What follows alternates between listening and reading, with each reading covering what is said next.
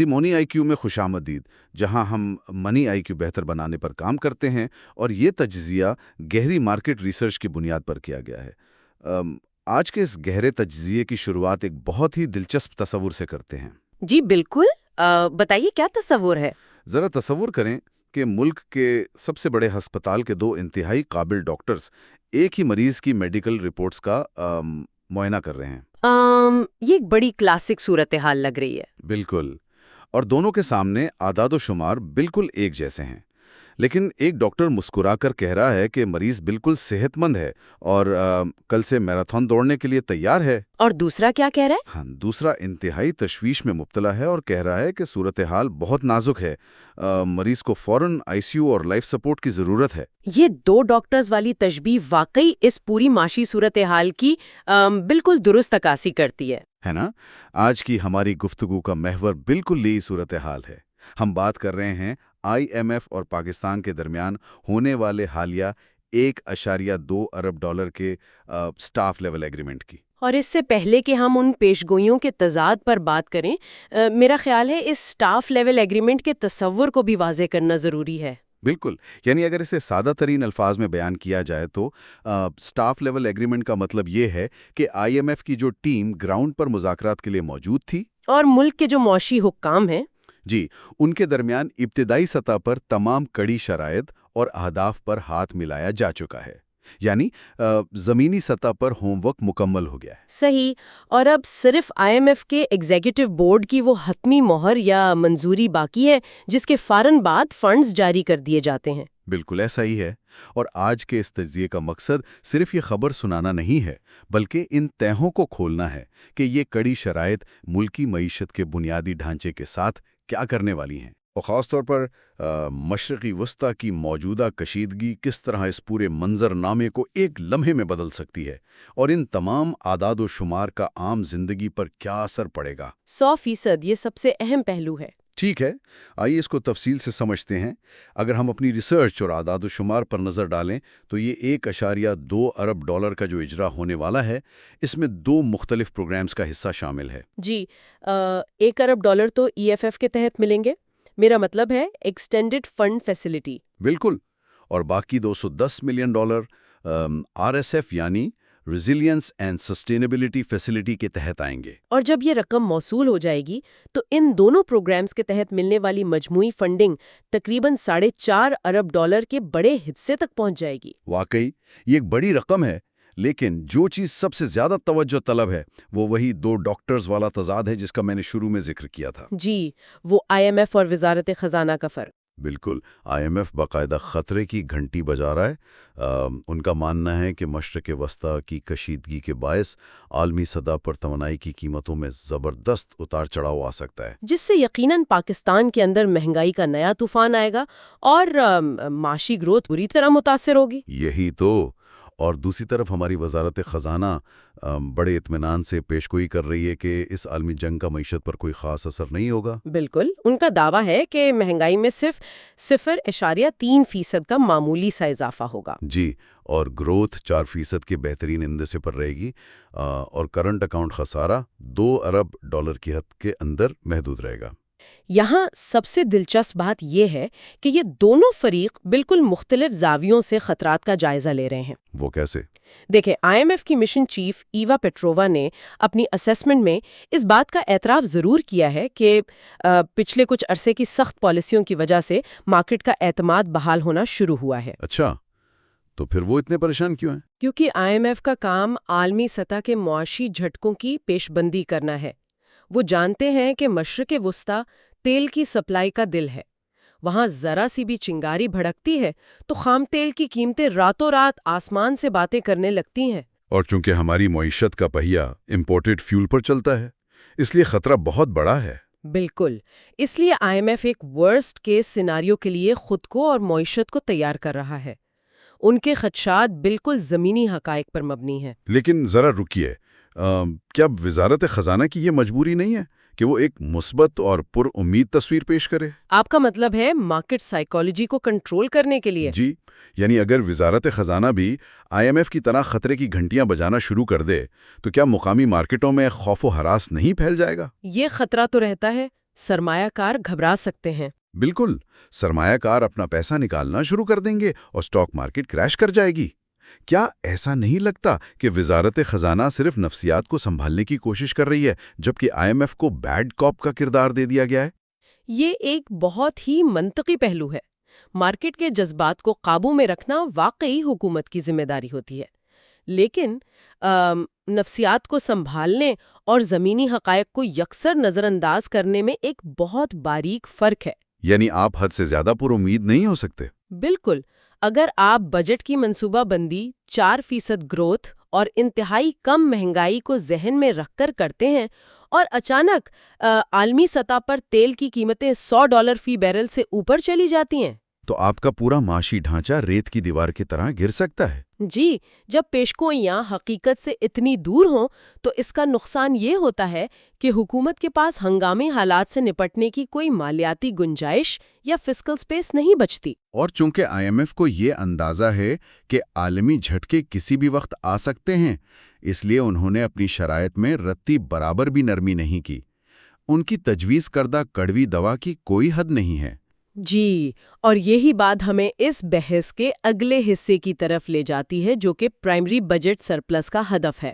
بالکل، IMF نے مالی سال 26 کے لیے اسے GDP کا 1.6% اور مالی سال 27 کے لیے 2% مقرر کیا ہے۔ اگر اس تصور کو سادہ الفاظ میں بیان کیا جائے تو اس کا مطلب ہے کہ حکومت کی روزمرہ کی آمدنی اس کے تمام اخراجات سے زیادہ ہونی چاہیے۔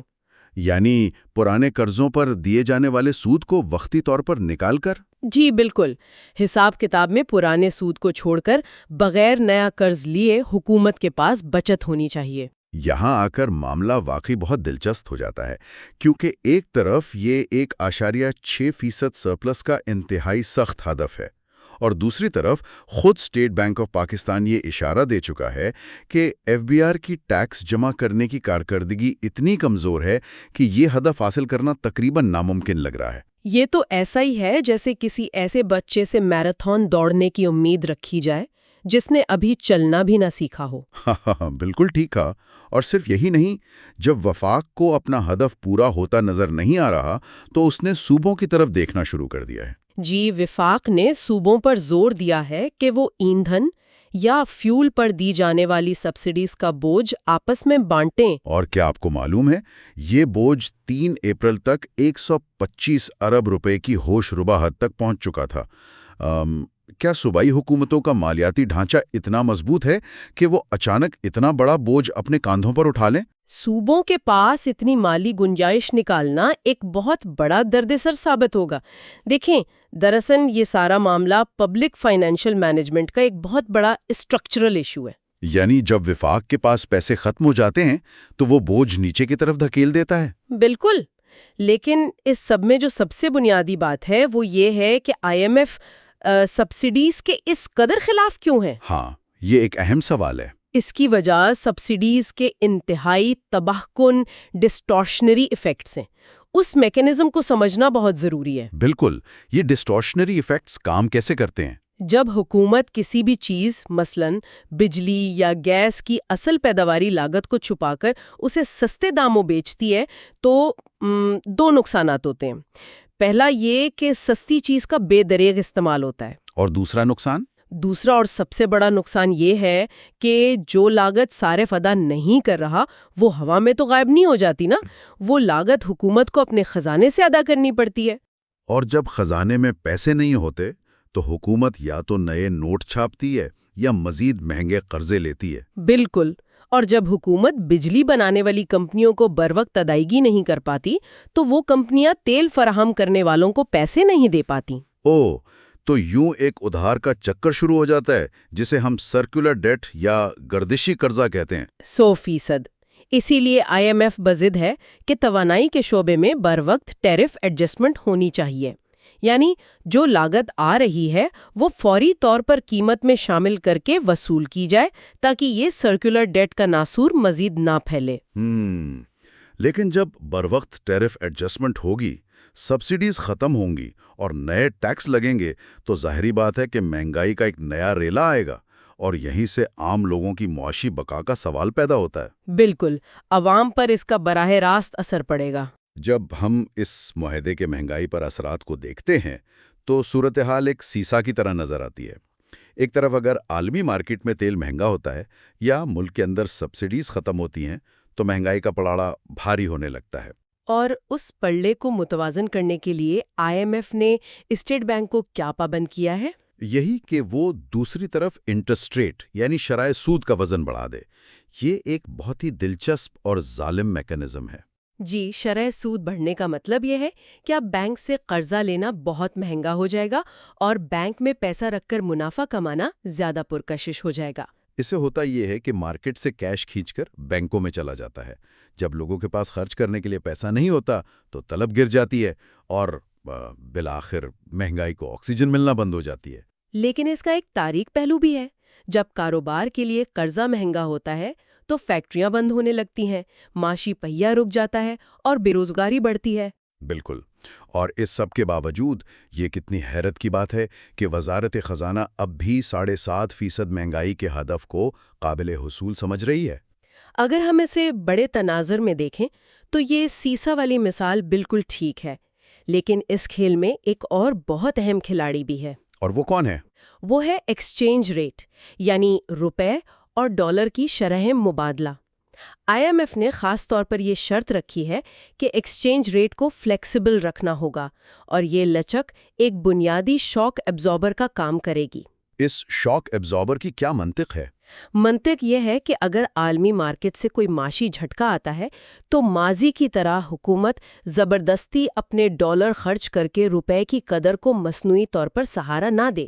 اچھا، یعنی روپے کو مارکیٹ کی طلب و رسد کے حساب سے گرنے دیا جائے۔ بالکل، یہ جھٹکا سہنے کا ایک طریقہ ہے جس سے ملک کے امپورٹس اور بیرونی ادائیگیوں کا توازن یا بیلنس آف پیمنٹس خراب ہونے سے بچ جاتا ہے۔ اور بینکوں کے پاس بیرونی ادائیگیاں کرنے کے لیے زر مبادلہ موجود رہتا ہے۔ جی، لیکن اس کا ایک اور پہلو بھی ہے۔ جی، وہ یہ کہ شرح سود میں اضافے اور روپے کی قدر گرنے کا براہ راست اثر تو عام اور غریب طبقے پر پڑتا ہے۔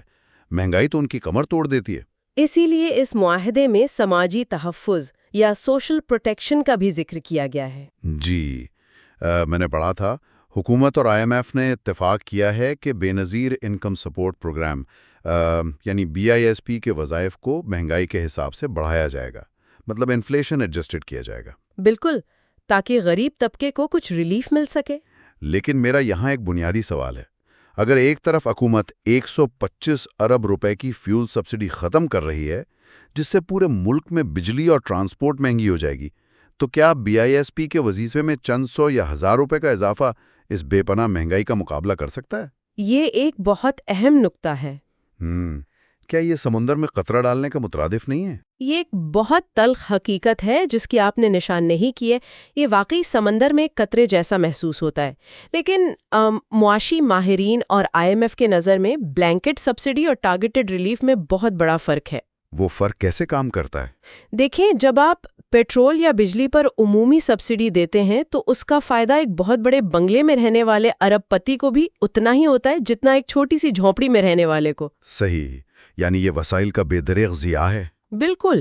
اس کے برعکس BISP جیسا پروگرام انتہائی غریب اور مستحق طبقے کو براہ راست نقد رقم فراہم کرتا ہے۔ لیکن پھر بھی رقم تو کم ہی ہے نا مہنگائی کے حساب سے۔ یہ سچ ہے کہ وظیفے کی یہ رقم مہنگائی کے طوفان کے سامنے کمزور پڑ جاتی ہے، لیکن اس کا مقصد مکمل لائف سٹائل کو برقرار رکھنا نہیں ہے، بلکہ غریب ترین طبقے کو فاقہ کشی سے بچانا ہے۔ معاشی استحکام کی یہ قیمت یقیناً انتہائی بھاری ہے، تو اس سب کا اصل مطلب کیا ہے؟ اصل مطلب یہ ہے کہ ہمیں ڈھانچہ جاتی تبدیلیوں کی ضرورت ہے۔ جی، اگر ہم شرح سود اور ایکسچینج ریٹ کو دیکھیں تو یہ تو صرف بخار اتارنے کی گولیاں ہیں۔ ان سے بیماری ختم نہیں ہوتی، صرف وقتی آرام ملتا ہے۔ طویل مدتی استحکام کے لیے تو پورے معاشی نظام کی اسٹرکچرل ریفارمز کی ضرورت ہے۔ بالکل، اور خاص طور پر جس طرح ٹیکس اکٹھا کیا جاتا ہے۔ جی، FBR کے ٹرانسفارمیشن پلان کے تحت کچھ خبریں آ رہی ہیں کہ taxpayer audit, digital invoicing اور پروڈکشن مانیٹرنگ کے نتائج آنا شروع ہو گئے ہیں۔ ڈیجیٹلائزیشن کی باتیں تو زور و شور سے جاری ہیں۔ لیکن IMF کی تیز نگاہ ابھی تک FBR کی اندرونی مشینری کے زنگ پر جمی ہوئی ہے۔ وہ اب بھی FBR کی انٹرنل گورننس کی خامیوں پر شدید تشویش کا شکار ہیں۔ تو نظام میں یہ جو بظاہر تبدیلیاں آ رہی ہیں، کیا ان کا کوئی حقیقی فائدہ ہے؟ یہ ایک اہم سوال اٹھاتا ہے، کیونکہ اصل جنگ صرف ڈیجیٹل ٹولز متعارف کروانے کی نہیں ہے، بلکہ اس مائنڈ سیٹ کو بدلنے کی ہے جو ان ٹولز کو ناکام بناتا ہے۔ یعنی وہ مائنڈ سیٹ جو ٹیکس چوری کو سہولت فراہم کرتا ہے۔ بالکل، IMF یہ بات بخوبی سمجھتا ہے کہ آپ جتنا مرضی جدید سافٹ ویئر لے آئیں یا ڈیجیٹل انوائسنگ کا نظام لاگو کر دیں، لیکن اگر اس محکمے کے اندر ایسے راستے موجود ہیں جہاں ملی بھگت سے کام ہو سکے تو ٹیکس کا لیکیج کبھی بند نہیں ہوگا۔ اچھا، اس کی کوئی مثال دے کر سمجھائیں۔ مثال کے طور پر ڈیجیٹل انوائسنگ صرف تب کام کرتی ہے جب خریدار اور بیچنے والا دونوں ٹرانزیکشن کو ریکارڈ پر لانا چاہیں۔ اور اگر معیشت کا ایک بہت بڑا حصہ کیش پر چل رہا ہو اور لین دین کو سرے سے کتابوں میں لایا ہی نہ جائے، تو دنیا کا کوئی بھی ڈیجیٹل سسٹم وہاں ٹیکس وصول نہیں کر سکتا۔ یہی وہ انٹرنل گورننس اور شفافیت کا فقدان ہے جو تمام تر اصلاحات کو کھوکھلا کر دیتا ہے۔ اور گورننس کا یہ مسئلہ صرف FBR تک محدود نہیں ہے، سرکاری ملکیتی اداروں یا SOEs کا بھی یہی حال ہے۔ اس معاہدے میں ان اداروں کی اصلاحات اور پرائیویٹائزیشن پر بہت زور دیا گیا ہے۔ جی، یہ ادارے دہائیوں سے قومی خزانے میں ایک ایسے بلیک ہول کی طرح ہیں جو اربوں روپے نگل جاتے ہیں۔ واقعی؟ اور سرکاری اداروں کے مسلسل نقصان میں جانے کا میکانزم بہت سادہ ہے۔ ایک سرکاری ادارے کے پاس وہ پروفٹ موٹیو نہیں ہوتا جو ایک پرائیویٹ کمپنی کے پاس ہوتا ہے۔ بالکل ایسا ہی ہے۔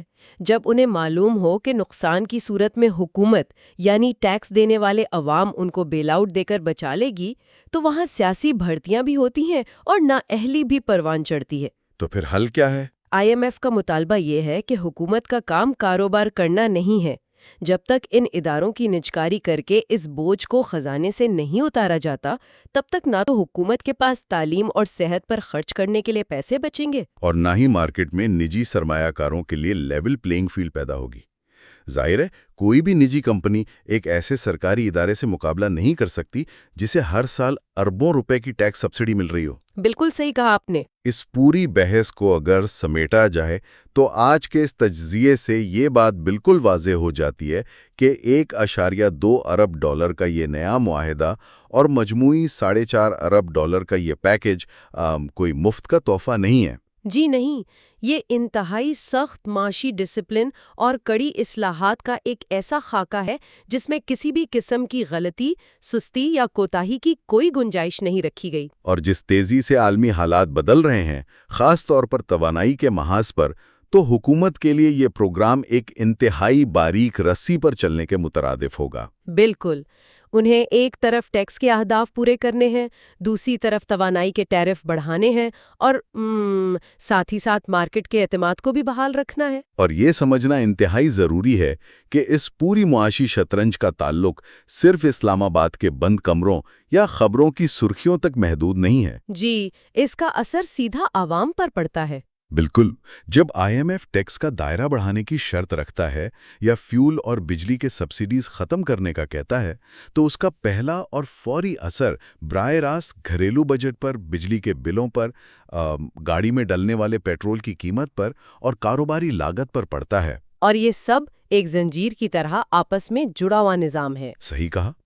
آج کے اس تجزیے کو ختم کرنے سے پہلے ایک ایسا سوال جس پر شاید اس طرح سے سوچا نہیں گیا: اگر مشرق وسطیٰ کا تنازع واقعی اتنی شدت اختیار کر لیتا ہے کہ خام تیل کی سپلائی لائنز بری طرح متاثر ہو جائیں، جو کہ ایک بہت حقیقی خطرہ ہے، جی، اور جس کے نتیجے میں وزارت خزانہ کی وہ 4% گروتھ والی پرامید پیشگوئی مکمل طور پر ریت کی دیوار ثابت ہو، تو کیا IMF کی طرف سے مالی سال 26 کے لیے رکھے گئے یہ انتہائی سخت اور غیر لچکدار اہداف ملکی معیشت کو مکمل طور پر جام نہیں کر دیں گے؟ یہ واقعی سوچنے کی بات ہے۔